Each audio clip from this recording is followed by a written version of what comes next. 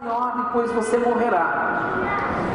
É estranho ouvir isso, mas eu quero dizer a vocês que todos um dia morrerão. Tem alguém que pode escapar disso? Exceto se o Senhor Jesus voltar pelos nossos dias. Então a Bíblia diz que haverá uma geração que não passará pela morte, será a última geração, o que é muito possível que seja nossa, sim. Mas enquanto não se cumpre a profecia, todos irão se deparar com este momento significativo e importante. Mas esse homem teve um presente de Deus. Eu considero um presente de Deus. Quando Deus chega para ele e diz: põe a tua casa em ordem, ou seja, ajusta o que tu precisa ajustar, porque você vai morrer. É uma grande oportunidade. Você concorda comigo? Eu tive uma experiência alguns anos atrás, quando eu estava subindo no Monte Sinai, lá no Egito,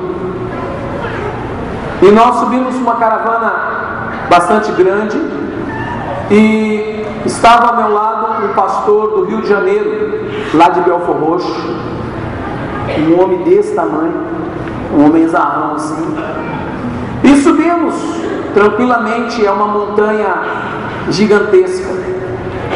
A pastora Cléo já foi lá, já subiu, sabe do que eu estou falando, né? Diz que quem sobe o Sinai fica com sinais no corpo por um bom tempo. Tio Guara e Tia Augusta também já subiram lá, e é violenta a coisa, né? E este homem subindo comigo, quando estávamos próximos da última etapa, que é uma escadaria de uns 900 degraus mais ou menos, para chegar no topo, depois de você subir quilômetros montanha acima, você passa uma noite inteira caminhando. Eu tenho certeza que está muita gente querendo ir, é ou não é? Quem gostaria de ir subir no Monte Sinai? Olha aí, viu? Isso não é propaganda negativa, não. A dona da agência já começou a ficar em após, vocês não vão querer ir, né? Não, dá o efeito contrário. Esse ano a caravana vai passar pelo Egito, e você pode ir comigo, em nome de Jesus.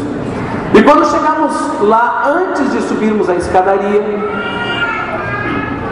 este homem simplesmente caiu por cima de mim. Eu tomei um susto, nós paramos para tomar água, ele caiu por cima de mim, tentei segurá-lo, e resumo da história, ele morreu, né? Ele morreu ali nos meus braços, eu tentando fazer massagem cardíaca nele, até respiração boca a boca eu tentei fazer, moço, acredite, e não deu certo.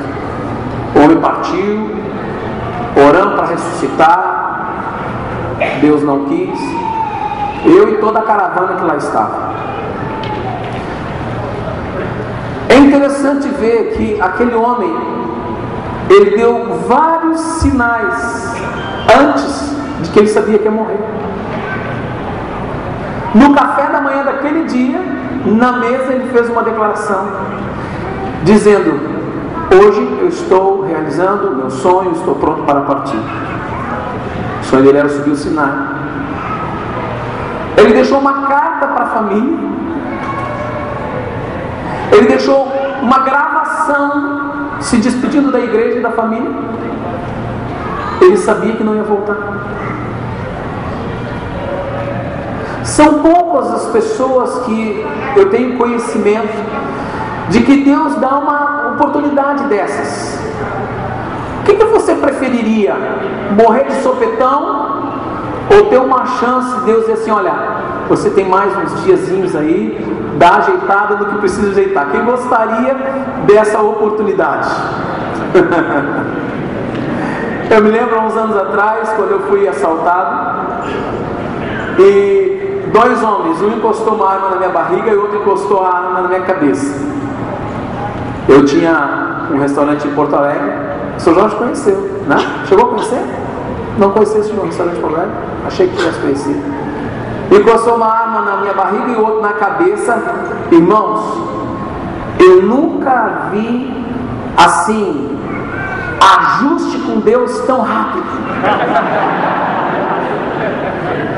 Entrei numa fração de segundo de reconhecimento, confissão, tudo que você pode imaginar para me ajustar com Deus, porque eu não sabia se eu ia passar por aquele instante ou não.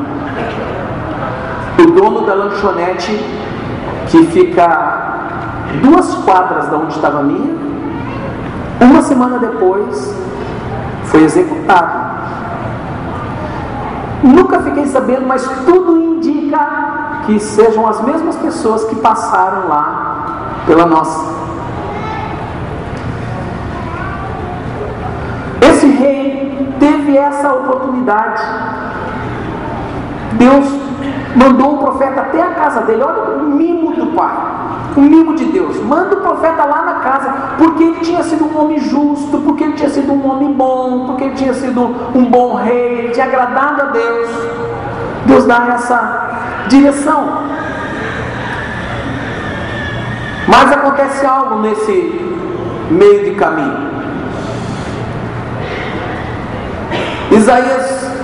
Ezequias virou o rosto para a parede e orou a Adonai. Peço-te, Adonai, Senhor, que te lembres agora de como tenho vivido diante de ti com verdade e de todo o meu coração, e como tenho feito o que te pareces bom, e verteu lágrimas amargas.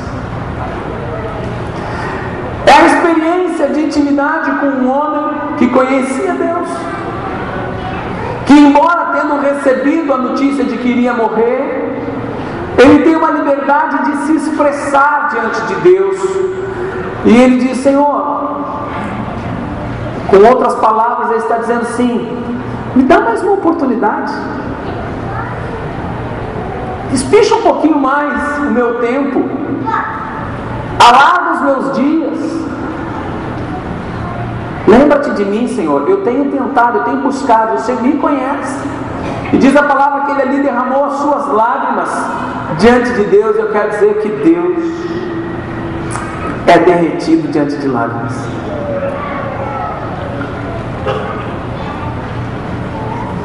Lágrima de homem e mulher de Deus diante de Deus tem um efeito fenomenal. Por isso, pessoas de coração endurecidos, de corações gelados, aqueles fortões que não derramam lágrimas, esses têm mais dificuldade de receber determinadas coisas de Deus, porque lágrimas de homens e mulheres de Deus sensibiliza a Deus. Não estou falando de lágrima de depressão ou lágrima de murmuração, eu não estou falando de lágrima nem de crocodilo. Eu estou falando da lágrima do quebrantamento, aquela lágrima onde você derrama a sua alma com sinceridade diante do Eterno. Quem conhece essas lágrimas? Diga a pessoa do seu lado: essas lágrimas mudam a tua história.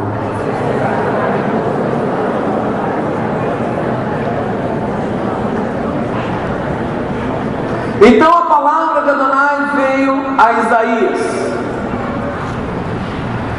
vá e diga a Ezequias que isto é o que Adonai, o Deus de Davi, seu ancestral, diz: ouvi a sua oração e vi as suas lágrimas, portanto acrescentarei 15 anos à sua vida. Que experiência, hein? O homem estava prestes a morrer. O homem estava já debaixo de uma sentença ou de um alerta. E por causa dessa postura quebrantada diante de Deus, Deus mudou, acrescentou a ele 15 dias. Eu imagino a cara do profeta. Primeiro, na missão de ter que ir até a casa do rei e dizer: tu vai morrer. Arruma a casa que tu vai morrer. Só um pouquinho. Isso já é complicado, né? Entregou o recado, beleza, vamos embora. No caminho de casa, Deus volta a falar: vai lá e fala com o rei de novo. Mudou. Vai ter mais 15 anos. A cara do profeta chegar na frente do rei de novo. Olha, Deus mandou te dizer outra coisa, outra palavra. Mas que negócio é esse? Antes era uma coisa, agora é outra.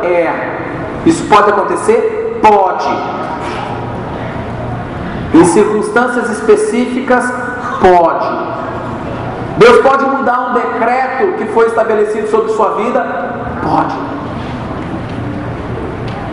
Você pode estar debaixo de um decreto muito ruim e diante de um quebrantamento sincero de sua parte, Deus pode mudar isso. Eu sei de casos e de experiências onde Deus, por intermédio de sonhos, Deus fala comigo muito por intermédio de sonhos. Quem é minha ovelha há mais tempo sabe do que eu estou dizendo. E de vezes que o Senhor entregou algum sonho que não era um sonho prazeroso, não era um sonho bom, mas era um sonho de juízo, um sonho de disciplina, e de entregar a palavra e de ver a atitude daquele que recebe. E na atitude daquele que recebe, quando se humilha diante de Deus e clama a Deus, vem uma nova palavra, anulando aquela primeira, dizendo assim: ok, eu vou fazer mudar essa situação. Eu ouvi o teu clamor, tu entendeu o risco que tu estava correndo, tu entendeu o perigo onde tu estavas, e agora eu vou mudar a tua história e vou te abençoar. Eu quero te dizer que o Senhor quer mudar a tua história e quer trazer decretos de muitos anos sobre você, de vitória sobre você, de vida, de bênção, de realização. Esses são os decretos que da parte do Eterno Ele quer liberar sobre sua vida. Quantos recebem? Você pode aplaudir o Senhor?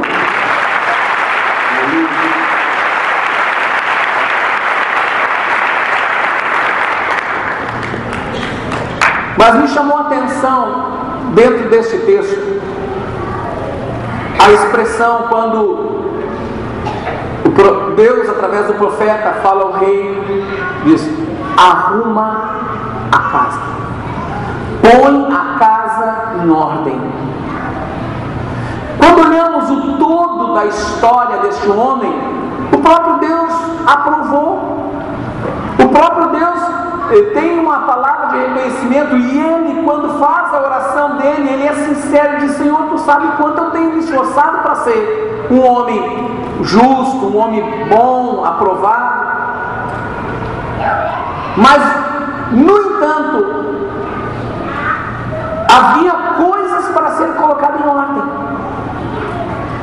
E a palavra que Deus tem colocado no meu coração para a Igreja Batista Nacional de Santa Maria é nessa direção. Queridos, cada um aqui presente, esta é a hora de pôr a tua casa em ordem. Você me ouviu?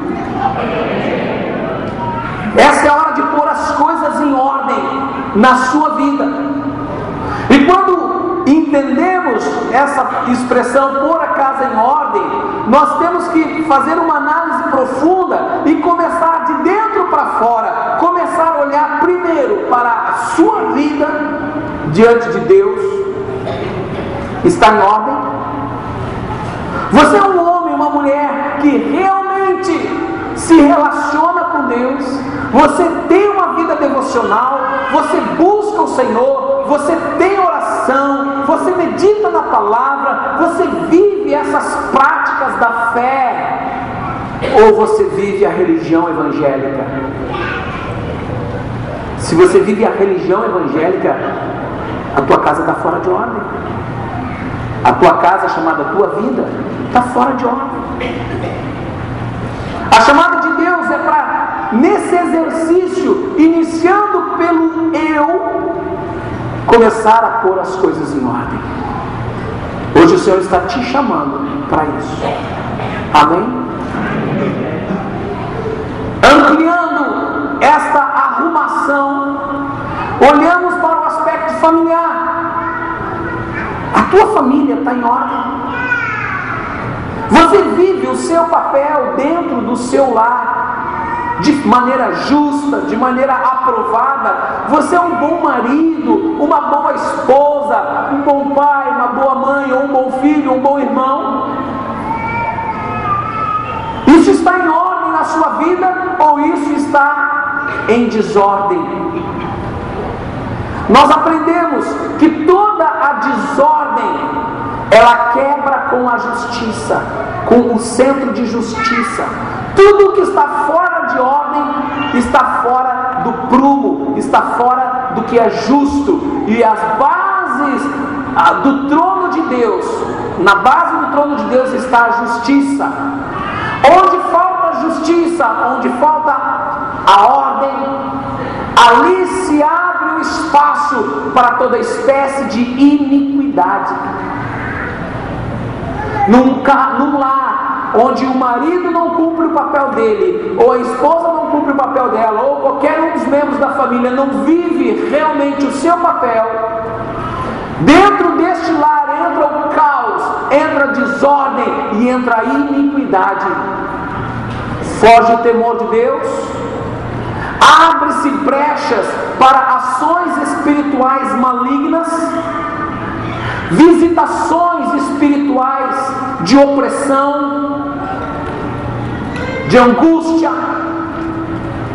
e toda espécie de espírito imundo se aproveita. Por quê? Porque ali foi dada uma oportunidade para eles tomarem o espaço, porque foi negado a justiça, porque foi negado a ordem, porque foi negado o prumo de Deus. Há uma chamada aqui para este rei: põe em ordem. Por mais que de uma forma geral ele pudesse ter uma aprovação enquanto rei, tinha bases quebradas na vida dele que precisavam ser ajustadas. Olhamos para a nossa vida, olhamos para a nossa família, olhamos para o nosso chamado, o nosso ministério. Eu te pergunto, você enquanto discípulo, enquanto membro do corpo de Cristo, a tua postura, a tua participação no contexto da igreja, corpo vivo, te pergunto, está ajustada, está em ordem, ou você está debilitado, você está desordenado no meio do corpo? E é fácil disso acontecer. Quando você entra em rotas erradas, em relacionamentos dentro da igreja, quando você entra com falas contrárias àquilo que é o agir de Deus no meio da igreja, quando você entra em posturas, posicionamentos que não são retos, que não são justos, que não é aquilo que agrada o coração de Deus, eu afirmo, você abriu brechas, entrou uma desordem, entrou um caos, você vai ser visitado, e por elementos não agradáveis.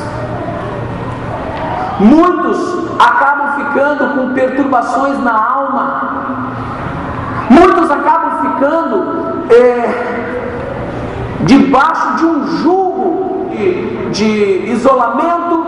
Às vezes parece que ninguém mais quer saber de mim, ninguém gosta de mim, e pobrezinho de mim, e aí a gente vai se retirando, se isolando, e tomando atitudes erradas, e falando coisas erradas, e um abismo gerando outro abismo. Hoje em dia, essa é a noite de nós pormos tudo em ordem. Dois ouviram.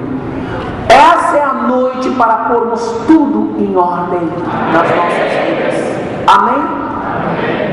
Pôr a sua célula em ordem, o seu ministério em ordem, pôr a sua participação na igreja em ordem.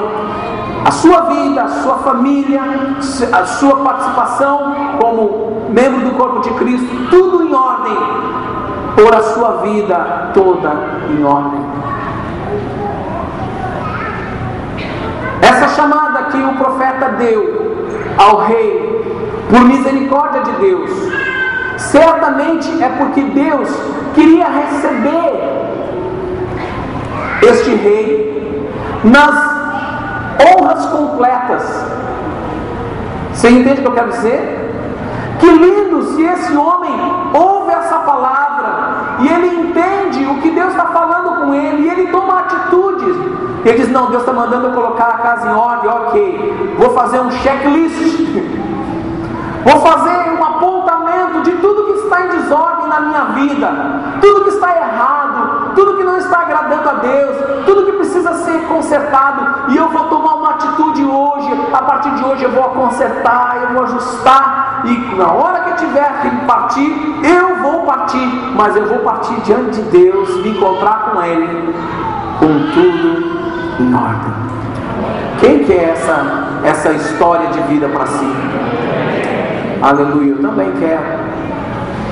Só que quem te garante que Deus não pode estar nos usando hoje para nos trazer esse alerta? Quem garante o seu dia de amanhã aqui? Quem pode garantir que amanhã vai abrir os olhos? Você está me entendendo a gravidade do que eu estou falando? Quem pode acrescentar um fio de cabelo? Ah, eu posso, agora tem umas técnicas. Quem pode tornar um cabelo branco em preto? Sem tinta. Alguém pode? Não demora. Impossível. Porque nós não somos soberanos nas nossas vidas. Nós não temos todo o poder sobre nossas vidas. Mas nós temos uma coisa: o poder de decidir sobre nossas vidas. O que vamos fazer com ela? Se vamos ao encontro da vontade de Deus, ou se vamos fugir da vontade de Deus. Sabe o que é chocante na história desse rei? É que se Deus mandou ele pôr a casa em ordem, é porque tinha coisa que estava fora de ordem. Uma questão lógica, concorda comigo? Sim ou não? Quem aqui, além desse rei, tem alguma coisa que está fora de ordem na vida que precisa ir para os eixos? Levanta a mão, por favor. Aleluia. Cutuca o teu irmão e assim: meu irmão, estamos juntos nessa.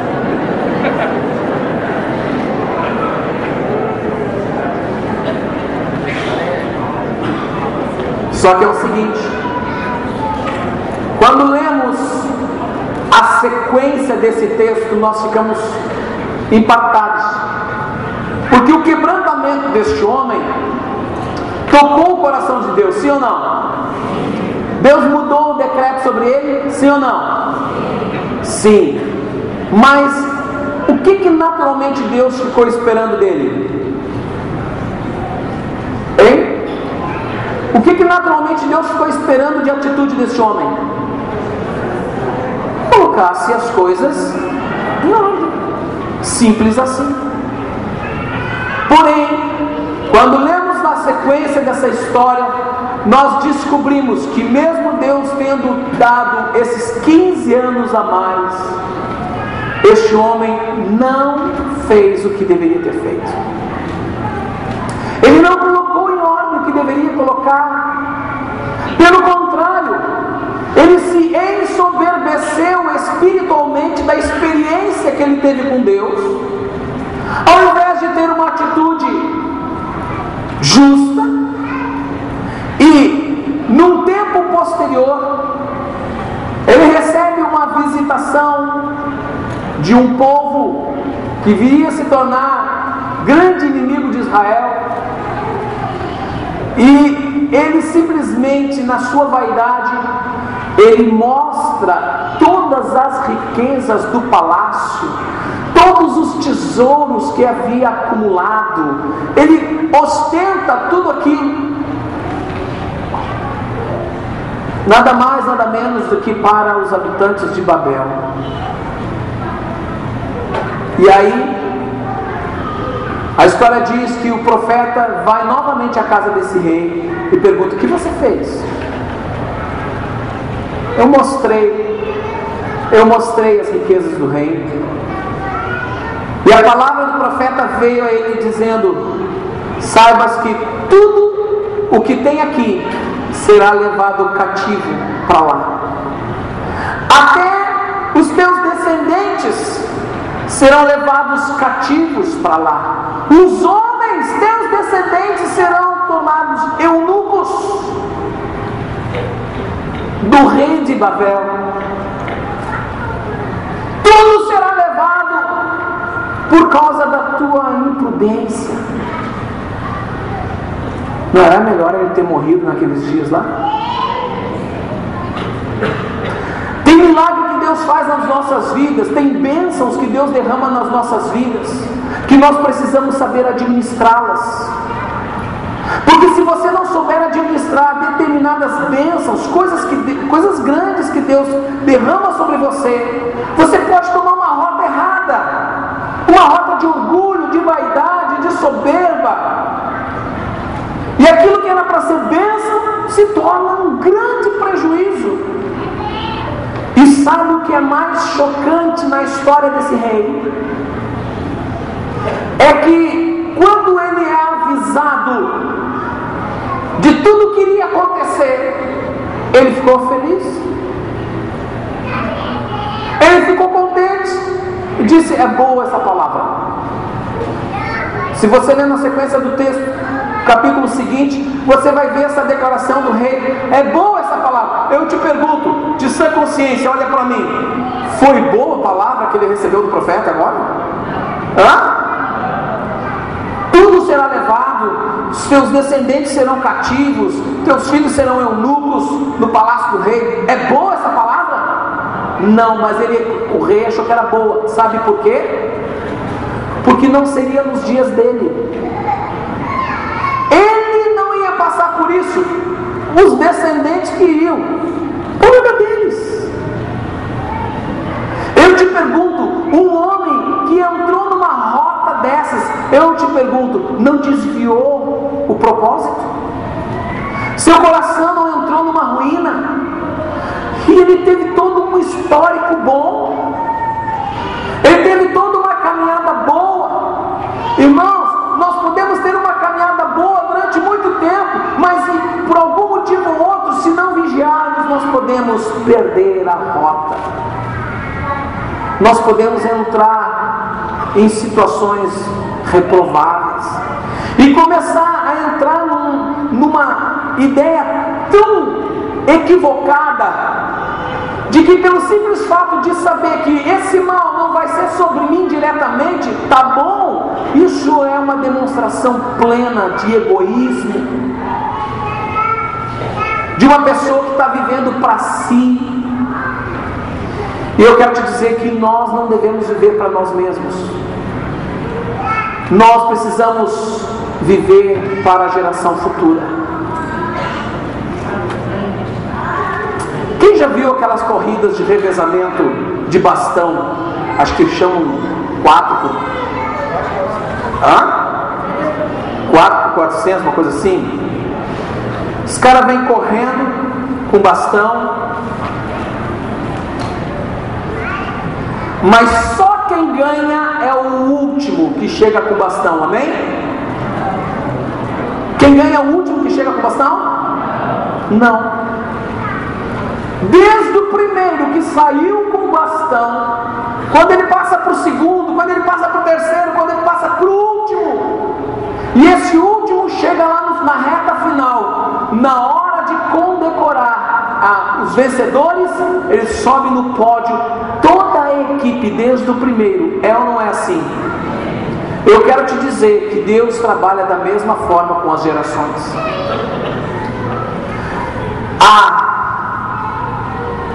Milênios atrás, Abraão começou com essa corrida. Ele começou com o bastão na mão e vem passando. Passou para Isaac, passou para Jacó, e vem passando geração após geração, geração após geração, e hoje o bastão está nas nossas mãos, e podemos nós ser a geração que vai chegar na última a correr com o bastão, mas poderá ser que alguns de nós tenham que passar o bastão para a geração seguinte. E por isso nós não podemos viver apenas focado nas nossas necessidades pessoais.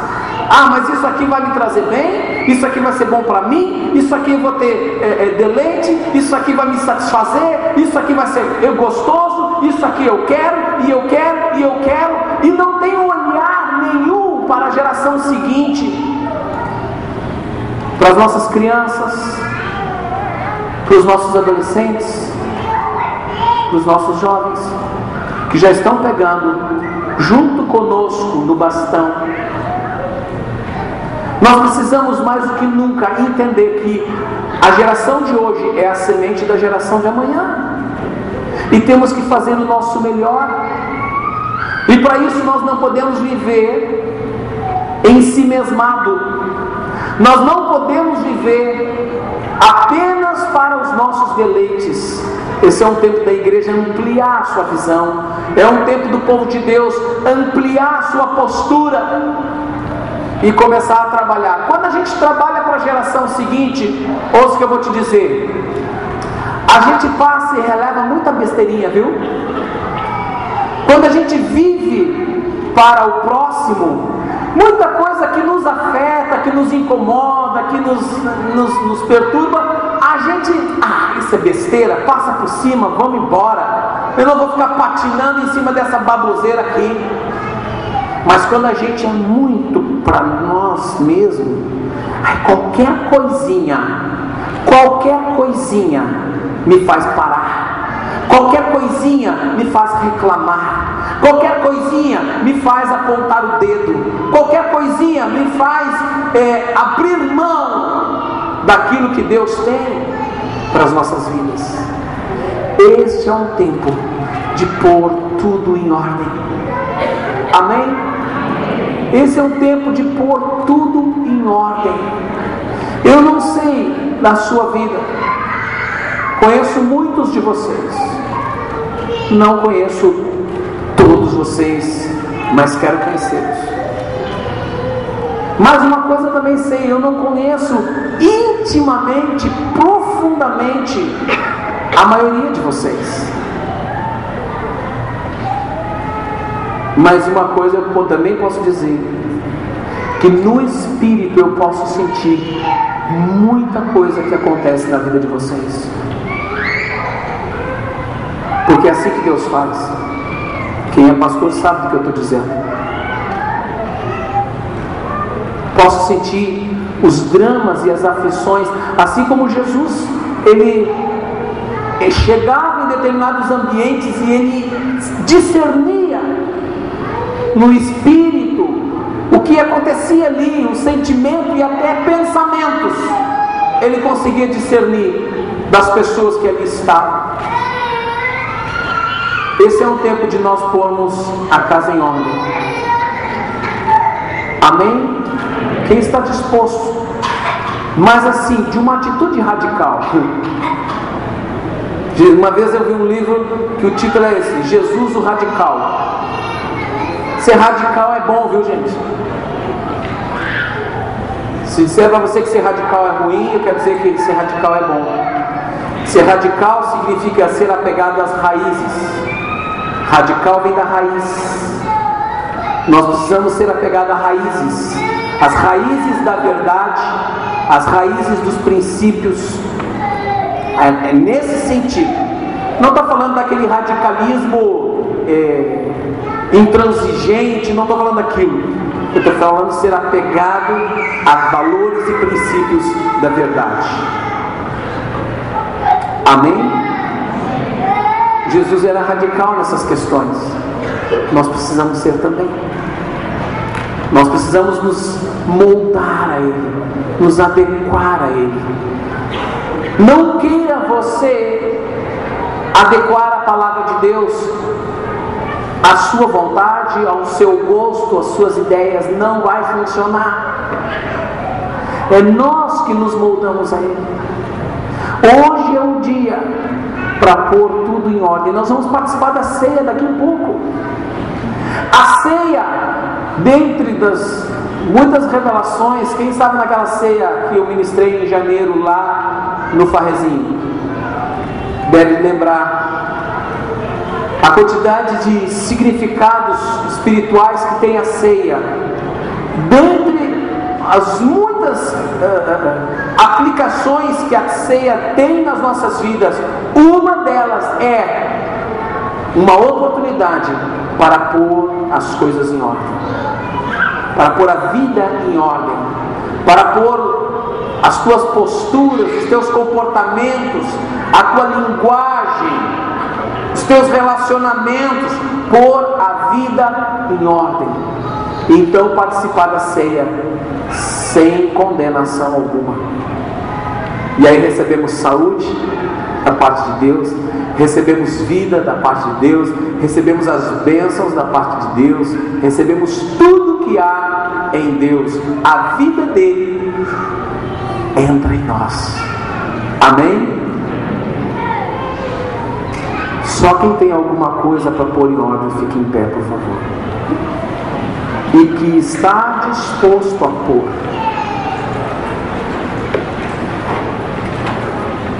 E a disposição para colocar em ordem requer humildade. E a Bíblia diz que Deus resiste ao soberbo. Deus resiste ao soberbo, mas dá graça aos humildes. Somente o humilde consegue pôr as coisas em ordem. Por quê? Porque ele reconhece. É porque ele consegue vencer o seu próprio eu e chegar diante do seu irmão, do seu próximo, diante do seu líder, do seu irmão de célula, do seu discípulo, diante do seu cônjuge e dizer: você me perdoa? Eu não estou procedendo de forma justa contigo. Você me perdoa? Você tem essa nobreza em você?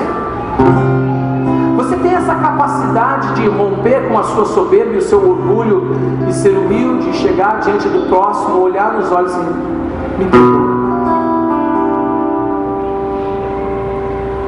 E você tem a outra nobreza, a de perdoar? Porque talvez você seja requisitado nisso. Talvez o teu caso não seja de pedir perdão, mas de perdoar. E ao perdoar, não ficar com aquela coisinha lá dentro, aquela pontinha. Ah, mas eu não esperava. Tá bem, eu te perdoo. E lá no fundo você diz: mas eu não esperava isso de fulano. Fica magoadinho, chateadinho. Ficar em silêncio. Ficar fazendo caras e bocas. Tá perdoado, não dá um abraço aqui. Que bom que te livrou desse negócio ruim, eu também. Tamo juntos. É um reino. Olhe para mim. Não há dois reinos para Deus. Eu quero convidar você a viver em harmonia uns com os outros e até comigo, para servirmos a Deus. Como você, olha o que diz a palavra, como você pode dizer que ama a Deus que você não vê? Se você não consegue amar o seu irmão a quem você vê, o próprio Deus diz que isso é impossível. Se você diz que ama a Deus e não ama o seu próximo, você está mentindo. Você não ama a Deus. Você só vai poder amar a Deus genuinamente. Uma vez, um pastor, meu professor no seminário, falecido, homem de Deus que muito me ensinou com a vida dele, Ele dizia assim: o amor de uma pessoa por Deus pode ser medido pela intensidade do amor que ela tem pela pessoa que ela menos gosta. Você entendeu? Seu amor para com Deus pode ser medido pela intensidade do amor que você tem para quem você menos gosta. Eu te pergunto, você ama muito a Deus? Ou o teu amor está precisando de um reforço? Vamos pôr as coisas em ordem. Vamos nos resolver. Vamos nos ajustar. Nós estamos debaixo de um decreto de avivamento. Amém? Nós estamos... Hoje nós inauguramos pela manhã. Quem foi no renovo? Quem foi no renovo hoje de manhã? O líder que faltou ao renovo hoje pecou gravemente. Especialmente se não se comunicou, se não deu satisfação, pecou duplamente. Tem que se arrepender antes da ceia. Está faltando sua responsabilidade. Mas quem foi sabe que hoje nós inauguramos um novo tempo, e um tempo de avivamento poderoso.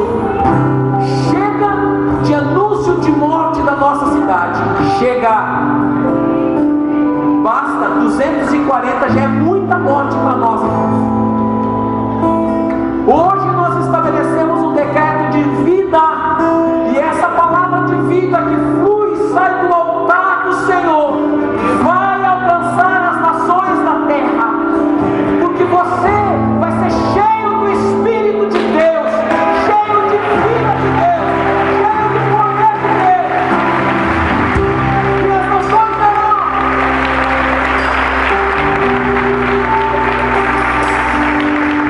Tem um sinal que acontece na minha vida. Sempre quando existe um decreto dessa natureza, sempre, todas as vezes que existe um decreto, que é um momento de um girar de chave, que é um momento de uma comporta do céu se abrir, algo espiritual poderoso acontecer, sempre eu recebo uma chamada internacional. É impressionante isso.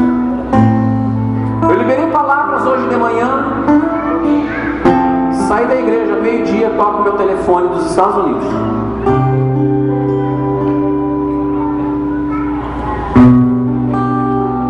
Nos chamando para, enfim, para fazer o que Deus tem nos chamado para fazer. É um sinal, meu Deus, os teus sinais não falham. Quando o profeta foi ali e dá a palavra para o rei, Deus dá uma palavra pelo profeta dizendo: e o sinal de que eu vou fazer isso na tua vida, de que tu vai ter mais 15 anos, é um sinal bem fácil, uma coisa bem simples. A sombra vai retroceder. Você sabe o que significa a sombra retroceder? O que significa isso?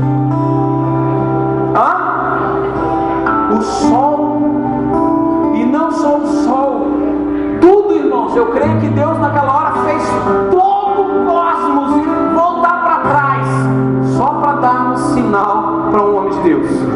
Eu quero te dizer que quando Deus quer dar sinal para os seus filhos, Ele faz o mundo virar do avesso. E Deus hoje vai dar sinais para você, de que Ele tem grandes coisas na tua vida, vai fazer, Ele vai cumprir, algo tremendo vai acontecer na tua vida. Mas coloca a tua casa em ordem, coloca tudo que tu tem que colocar em ordem. Para de brincadeira, para de besteiras, ajusta, e a glória de Deus vai te visitar.